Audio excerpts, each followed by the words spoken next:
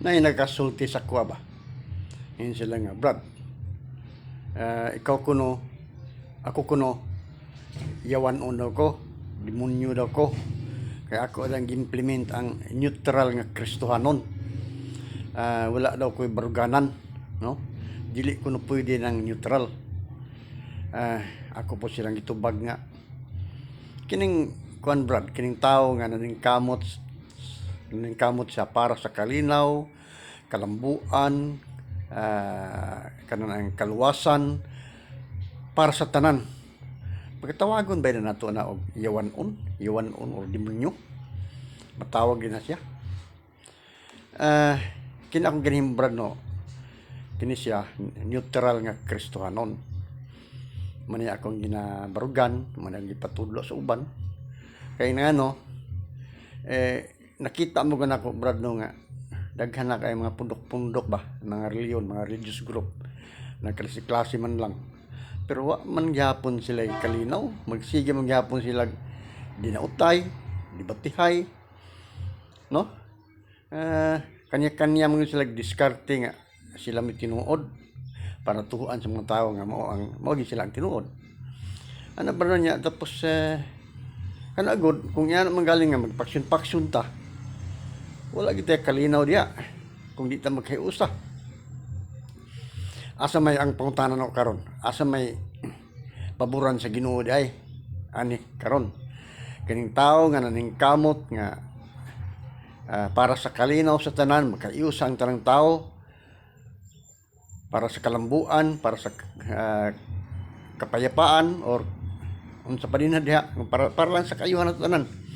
Og atong i-compare sa mga tao nga magpaksyon-paksyon ta para magsigil ng tao dibatihay, magsigil ng tag ginautay, magsigil ng tao unsa ni kanang ang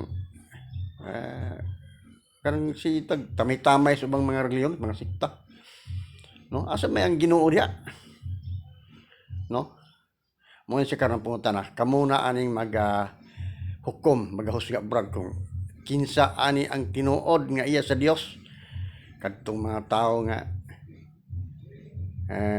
naningkamot nga para maghius ang tanan, para sa kalinaw, o kani mga tao nga nagpaksyon-paksyon kani-kaniya lang sa diskarte para nga mahituan sa mga tao sila panaway nga sila dibatihay nga og ginala magaling nga paksyon-paksyon ta, wala gid kalinaw ani, di gid nato makabot ang kalinaw, no? Ano Brad, manakaw nga neutral lang kung gina implement kay nga no, para mo sa atuang kuan ba mga kaliwatan sa atong pamilya, generation to generation ang mga pamilya na kung neutral ka, dili na sila lalis, dili na sila debate. Hanto ni sa tibok kalibutan ma-implement na siya, kay mao mo gini ang pinakasentro mo kay neutral. Kung neutral gani, wala gini sa kalaban mo na iya sa Dios. Kaya ang reliyon gani tinukod sa tao, pagasupakon ra pud sa tao. Pero ang reliyon gani tinukod sa Dios, wala na tao nga musupak.